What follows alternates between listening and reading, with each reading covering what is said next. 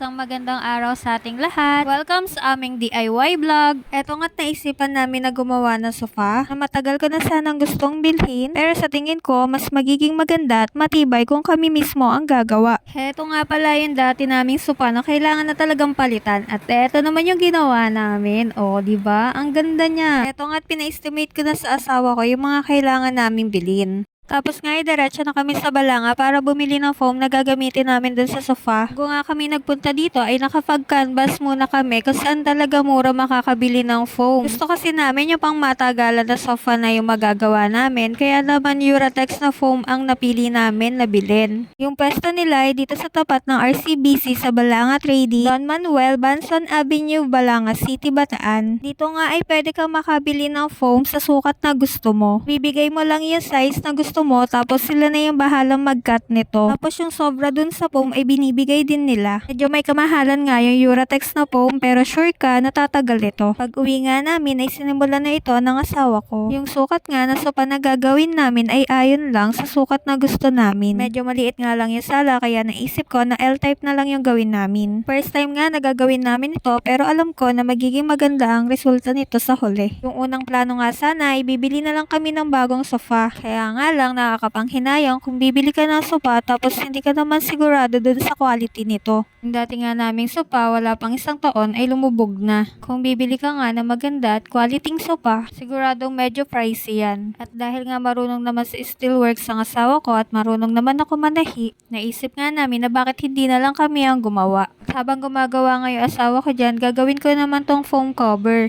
Leather nga pala yung napili kong ibalot dito sa foam. Ang kagandahan nga dito sa leather, kahit matapunan siya ng kahit na anong liquid, hindi mababasa yung loob ng foam. At heto nga, habang nagsusukat ako, yung aso kong si Coco nakabantay at gusto na naman umextra. At heto nga, at nagtawag pa siya ng mga tropa niya. At eto naman si Haro, yung kulay itim kong aso, ang tahimik pero mabagsik. Pero sobrang lambing niyan, pag hindi mo pinapansin, kakalabitin ka talaga. Madami kaming aso sa bahay, kaya madami kaming bantay. Sobra namang pagbabantay ang ginagawa niya, hindi na ako nayari. Itong leather nga pala ay nabili ko sa online. Ganda siya, makapal at mukha siyang matibay. Nasa 7 yards din siguro yung nagamit ko dito. Pero nag-order din ako ng fabric for sofa. Pero saka ko na lang yung tatahiin kapag maluwag na ulit ang schedule ko. Parehas kasi kaming may work ng asawa ko at every Sunday lang kami nakakagawa. Hindi naman ako nahirapan sa paggawa nito. Sobrang nag-enjoy nga ako at sobrang excited na matapos na to. Natapos ko na nga itong pinakasandalan at itong kasunod naman na yung pinakaupuan niya. Medyo mainit nga dito sa tahian ko, kaya buti na lang meron akong comfortable na electric fan. Yung link lagay ko na lang dyan sa comment section. Pinakaupuan niya, kung mapapansin nyo, medyo malapad talaga siya.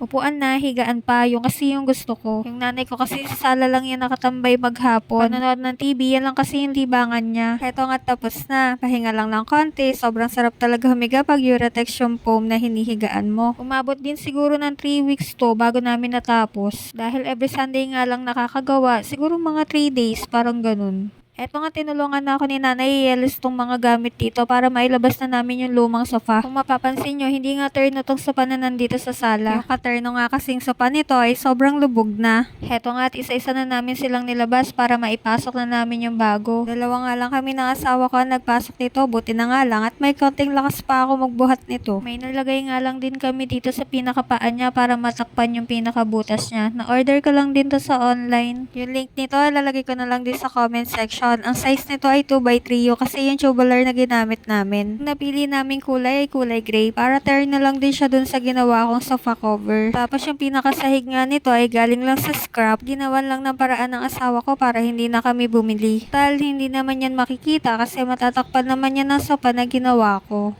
Isa-isa ko na nga nilabas yan para mailagay na at para matesting na. Nung nilagay ko nga lang din to isa-isa, sobrang tuwa ko lang din kasi sobrang sakto talaga tong pagkakagawa ko din dito sa sofa. Tapos sobrang nagmatch din yung kulay nung pintura dun sa pinaka-sofa cover. Ayan, sa wakas, natapos din namin. Sobrang sarap naman umupo dito, grabe. Di ko akalain, napaka-perfect pala talaga ng L-type na sofa. Nakakapagod lang din talaga, pero kapag nakita mo na yung natapos mo, sobrang sobrang saya din pala talaga. Ito nga sopa na to ay para talaga kay nanay, para naman makapagpahinga siya ng maayos kapag tanghali. Panonood ng TV, yan lang kasi yung libangan niya. Sobrang sarap nga lang sa pakiramdam na nayari na namin ito. Mga bagay talaga na pag hindi mo sinubukan, hindi mo malalaman na kaya mo pala. Sopa na ito ay magiging simbolo ng pagtutulungan namin dalawang mag-asawa. Sobrang thankful nga din talaga ako na meron akong asawa na katulad niya. At naniniwala ako na walang imposible sa dalawang mag-asawa na nagtutulungan.